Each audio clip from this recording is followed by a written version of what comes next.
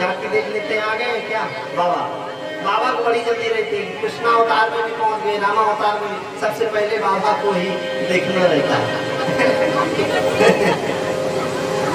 कोई बात नहीं, आ गए नंदीश्वर, इनका पूजन करके इनको पुनः जो है अपने स्थान पर बिठा दिया जाए चंद मिनटों के लिए, अगर आपकी आज्ञा हो तो। जय श्री आज्ञा।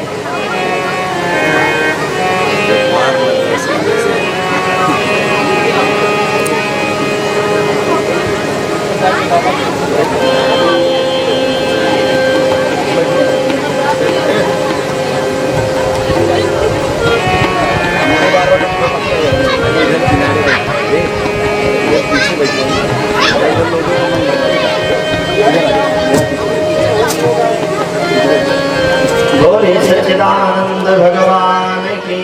ये तो और झांकियाँ देखने को मिलेंगी, बहुत सुंदर सुंदर झांकियाँ आएंगी, लेकिन आप लोग कथा से पहले जुड़िए तभी आएंगे, नहीं मना कर रहे हैं।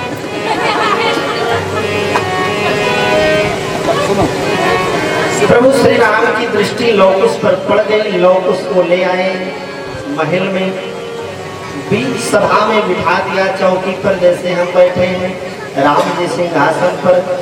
सभी अयोध्यावासी आए सुनने के लिए, कैसे अद्भुत गा रहे हैं बच्चे। प्रारंभ किया लौकुश ने कथा। हम कथा सुनाते राम सकल गुण धाम किए, रामायण है पुण्य कथा श्री राम। रामायण है पुण्य कथा श्री राम। हम कथा सुनाते राम सकल गुण धाम किए, रामायण है पुण्य कथा श्री राम। रामायण है पुण्य कथा श्री राम।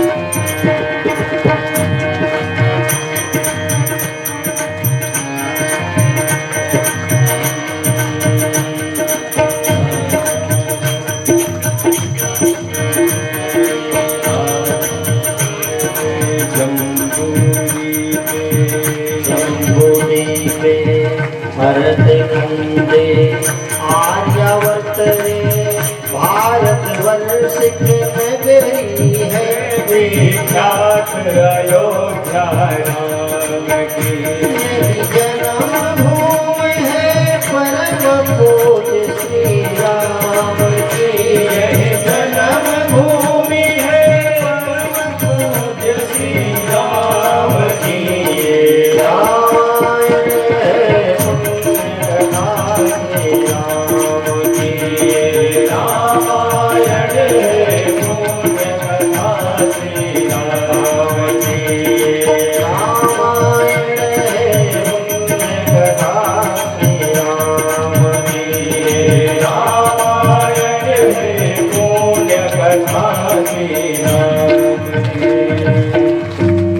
रामचंद्र भगवान की।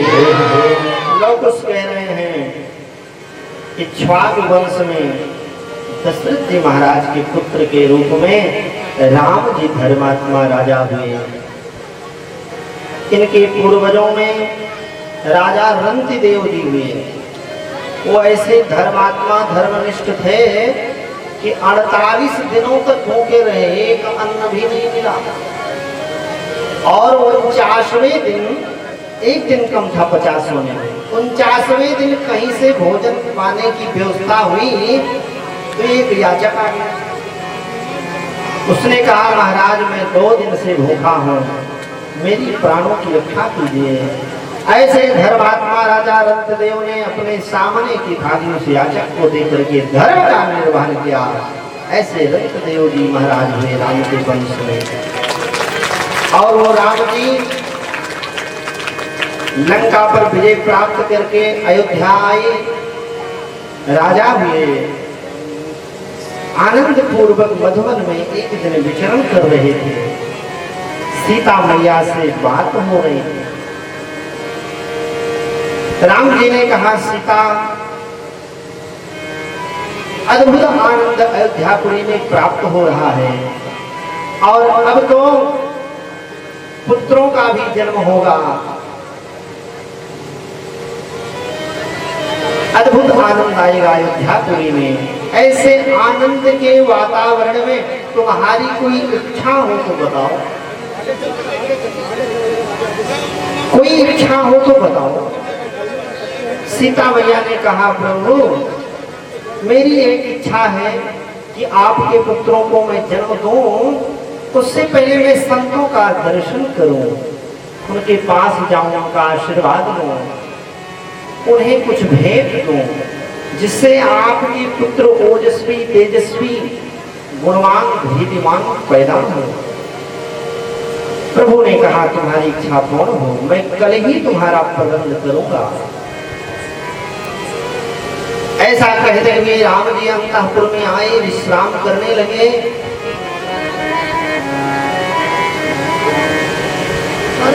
उसी समय लक्ष्मण जी महाराज पधारी। एक सेवक आपसे मिलना चाह रहा है। राम जी तुरंत बाहर आए और उस सेवक से पूछा। सेवक ने कहा, प्रभु, नगर में ये चर्चा है कि जो सीता लंका में रही साल भर,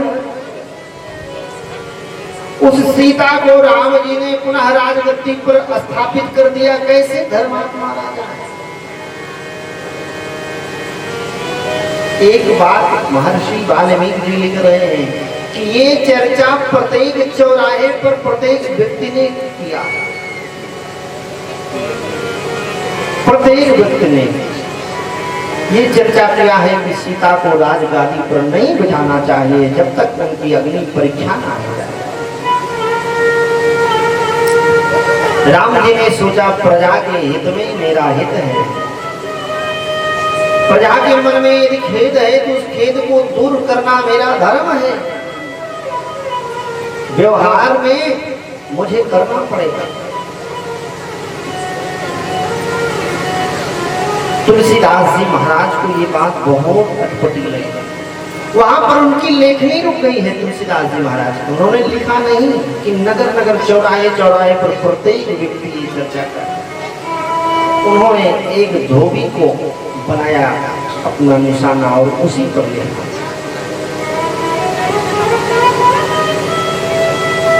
उसी रात्रि में प्रभु श्री राम जी ने भरत को बुलाया। भरत, मेरी आज्ञा का पालन अवश्य करेगा। भरत जी आए। राम जी ने सीता के परित्याग का संकल्प किया। भरत से कहा, भरत, तुम सीता को ले जाओ, जंगल में छोड़ आओ। इतना सुनते ही तो भरत जी बेहोश होकर धरती पर गिर पड़े, उठ ही नहीं पाए, चेतना शून्य हो गई। शत्रुघ्न को बुलाया। शत्रुघ्न, तुम सीता को ले जाओ, वन में छोड़ कर आओ। शत्रुघ्न भी चेतना शून्य होकर धरती पर गिर गए। प्रभु राम जी ने सोचा, ये कार्य तो बड़ा कठिन है, ये कार्य तो बड़ा कठिन है। तब लक्ष्मण को बुलाया और अपनी सौगंध देकर लक्ष्मण को पहले अपने बस में कर लिया। और फिर लक्ष्मण से कहा, लखन, जाओ, सीता को तुम वन में छोड़ाओ। इतना सुनते ही तो पांव के नीचे से जमीन खिसक गई। लक्ष्मण जी ने प्रश्न किया राम जी से, प्रभु, माता का दोष क्या है? किस अपराध के कारण आप माता का परित्याग कर रहे हैं? राम जी ने कहा, लखन, तुमने मेरी सौगंध दी है, आज्ञा का पालन करो। प्रजा के हृदय में, मन में, बुद्धि में यदि भ्रम है तो उसे दूर करना मेरा कर्तव्य है। लक्ष्मण जी ने सौगंध ले लिया था प्रभु का, कुछ बोल नहीं सके। रथ सुबह सज गया, माता सीता को पता नहीं है। वो तो बड़े बड़े प्यार से संतों को देने के लिए आसन, कमंडल, फल इत्यादि टोकरी में रख लिया है, संतों को दूंगी।